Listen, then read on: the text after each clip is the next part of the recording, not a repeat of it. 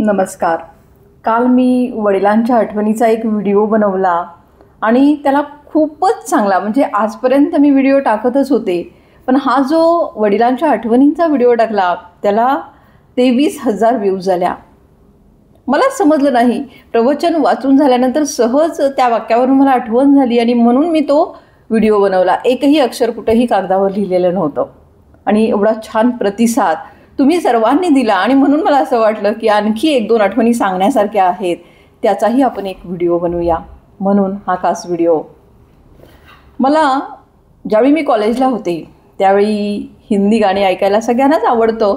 मलासुद्धा गाण्याची प्रचंड आवड आणि वडील धार्मिक असल्यामुळं गाडीतून कुठं जायचं म्हटलं की देवाचीच गाणी लावायचे आणि त्यामुळं मग आपल्याला त्या वयामध्ये असं वाटतच असतं की पिक्चरची गाणी ऐकावी. मग मला पण खूप छंद होता. श्रावणच महिना होता त्यामुळं आणि मला ती आठवण सांगायला जास्त इच्छा झाली आणि मग श्रावणी सोमवार असल्यामुळं कुरवली म्हणून एक देवस्थान, छोटंसं देवस्थान आहे, त्या देवस्थानाला वडील घेऊन गेले आणि तिथे गेल्यानंतर वडील पुढं गेले होते. मग त्यांच्या आरत्या वगैरे खूप असतात. मग आपण नंतर जाऊया असा विचार करून मला असं वाटलं की आपण गाडीतच बसलो आहे तर आपण थोडं गाणी ऐकूया म्हणून.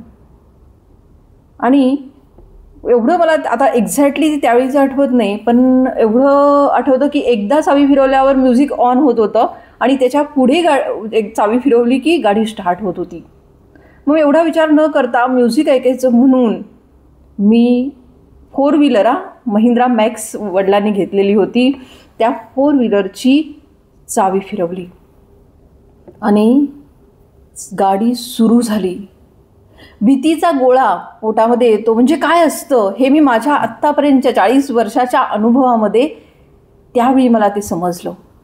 अरे, आपल्या वडिलांनी काय कर्ज काढून नसेल किंवा फंडातले पैसे घालून ही गाडी एवढी घेतलेली आहे, मोठी शेतातल्या कामासाठी शेतात जावं लागतं म्हणून, आणि आज आपण फक्त गाणी ऐकायची म्हणून ती चावी फिरवली आणि गाडी सुरू झाली.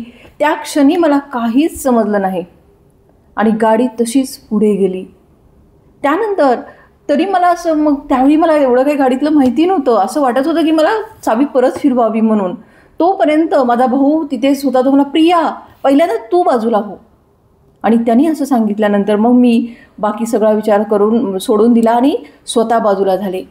आणि त्यानंतर कुरवली हे देवस्थान जे आहे ते छोटंसं आहे आणि त्यामध्ये आम्ही बहुतेक महाराजांना भेटायला गेलो होतो, त्यामुळं तिथे गर्दी वगैरे काही नव्हती. पण असे सिमेंटचे खांब जे असतात ना ते खांब होते. ते खांब 2-3 पडले आणि शेवटी जो मेन मोठा महत्त्वाचा जो लाईटिंग काय म्हणतात त्याला, वायरचं कनेक्शन वगैरे असणारा जो मोठा डांब आहे तो तिथे होता आणि त्या डांबाला गाडी धडकली आणि तिथेच ती गाडी थांबली. आणि ज्यावेळी आम्ही जाऊन बघितलं सगळ्यांनी तर गाडीला कुठेही धक्का लागला नव्हता आणि जे अगोदर डांब पडले होते ते डांब पडले होते आणि त्याच्यावरून गाडी गेली होती व्यवस्थित, म्हणून गाडीला काहीच झालं नव्हतं.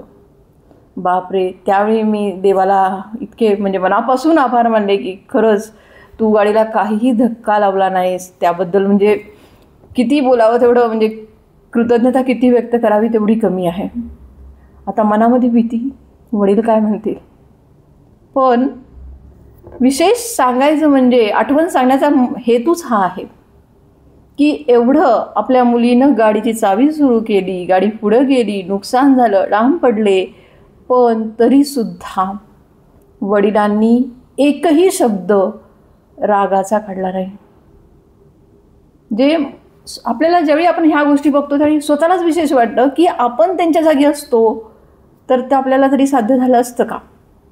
आपण कशी सुरुवात केली असती ओरडायला. म्हणजे ह्या ज्या आठवणी आहेत, हे जे आपले वडील वागलेले आहेत ते म्हणजे कधीच विसरता न येण्यासारखं आहे आणि म्हणून मग असं बोलत असताना सुद्धा भरून यायला होतं. हा झाला एक प्रसंग की एवढी मोठी चूक होऊनसुद्धा एकही शब्द रागाचा त्यांनी काढला नाही. म्हणजे तसं बघायला गेलं तर लहानपणापासून त्यांनी आम्हाला कुठल्याच गोष्टीला जबरदस्ती कधीच केली नाही. फक्त प्रोत्साहन. आता आपण मानसशास्त्रामध्ये वाटतो की मुलांना प्रोत्साहन दिलं पाहिजे, चांगलं म्हटलं पाहिजे, तर ॲक्च्युली ते त्यावेळी करतच होते. एखाद्या स्पर्धेमध्ये जरी भाग घेतला, भाषण स्पर्धेमध्ये भाग घेतला, नंबर न येऊ दे तरीसुद्धा घरी आल्यानंतर 100 रुपयाची नोट ही मिळणारच. कोणत्याही स्पर्धेमध्ये भाग घ्या. काकड्याला गेलं आणि तिथं मग देहाची तिजोरी वगैरे गाणं म्हटलं, घरी आलं की वडिलांकडून कौतुकाचे शब्द हे ऐकायला मिळणारच. म्हणजे एवढं छान सकारात्मक प्रेरणा त्यांनी दिली होती. म्हणजे घरामधलं काम, अगदी झाडू मारायचं जरी काम असेल तरी ते म्हणायचे, तुम्ही करू नका, तुम्ही फक्त अभ्यास करा, नॉलेज इज पॉवर. म्हणजे ज्ञान हीच एक शक्ती आहे. आणि त्यांना स्वतःला सुद्धा खूप आवड होती. नोकरी पहिल्यांदा कॅशियर वगैरे लागल्यानंतर त्यांनी बँकेच्या परीक्षा दिल्या आणि त्या परीक्षा पास होत होत ते पुढं प्रमोशन होत गेलं.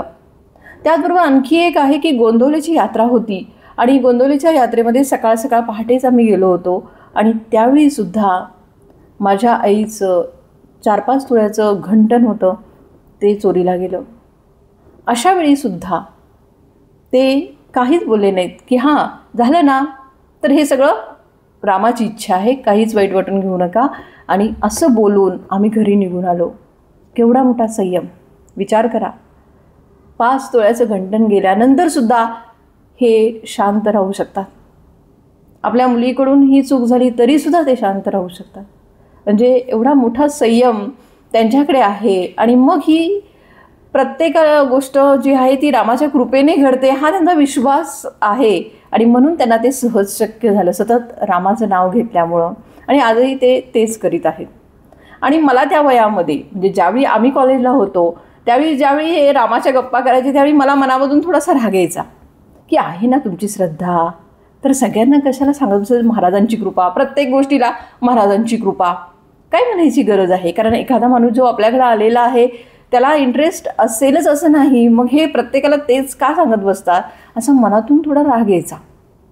पण आता मी स्वतः घेतलेला अनुभव सांगते आणि मला ते बोलायची आज वेळ आली की 5 वर्ष झालं यूट्यूब चॅनल मी सुरू करून अनेक पुस्तकांचा परिचय देऊन मी एकूण मला वाटतं 4000 व्हिडिओ बनवले. तरीसुद्धा यूट्यूबचे माझे सबस्क्रायबर जे आहेत ते 6000पर्यंत आत्ता पोचलेले आहेत. पण मॉनिटाईज तर चॅनल काही झालेलं नाही. आणि मग मला बहीणच म्हटली की गोंदवलेकर महाराजांची प्रवचनं तू वाच. आणि मग मी ते गोंदवलेकर महाराजांच्या प्रवचनांचे व्हिडिओ सुरू केले.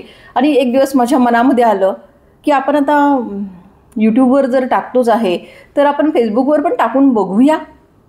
असा विचार करून 28 ऑगस्टला मी एक गोंदवलेकर महाराजांची प्रवचने हा व्हिडिओ फेसबुकला अपलोड केला. आणि तुम्हाला सांगायला म्हणजे आता हेच वास्तव आहे, तुम्ही बघू शकता की पुस्तक परिचय हा जो माझं पेज आहे फेसबुकचं, त्या पेजवर आज जवळजवळ 9000पर्यंत फॉलोअर्स पूर्ण होत आलेले आहेत. म्हणजे त्यावेळी त्या वयामध्ये मी वडिलांना म्हणत होते की म्हणजे मला मनातून वाटत होतं की काय सारखं राम राम राम, महाराजांची कृपा, प्रत्येक वाक्याला महाराजांची कृपा. म्हणजे त्यावेळी तो कंटाळा येत होता. पण आज मी तुमच्यासमोर मला हे म्हणायला आनंद वाटेल की आज फेसबुकवर जी आपली ओळख झालेली आहे ती श्री ब्रह्मचैतन्य गोंदवलेकर महाराज यांचे प्रवचन मी गेले वर्षभर वाचत आहे. आणि त्या प्रवचनांना तुम्ही जो उदंड प्रतिसाद दिला त्याच्यामुळं माझी ओळख होण्याचं जे माझं स्वप्न होतं की गृहिणी म्हणून जगण्यापेक्षा आपली काहीतरी ओळख असावी, हे माझं स्वप्न पूर्ण झालेलं आहे.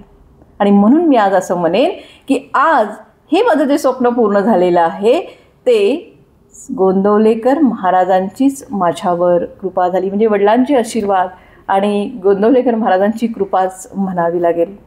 जे ज्यावेळी आपण भक्ती करतो तर भक्तीचं फळ काय असेल तर भक्तीमुळं आपली दुःख कमी होत नाहीत. तर आपल्यावर एखादं दुःख जरी आलं तरीसुद्धा त्या परिस्थितीमध्ये आपण संयमित किंवा त्या परिस्थितीने आपण घाबरून जाणार नाही.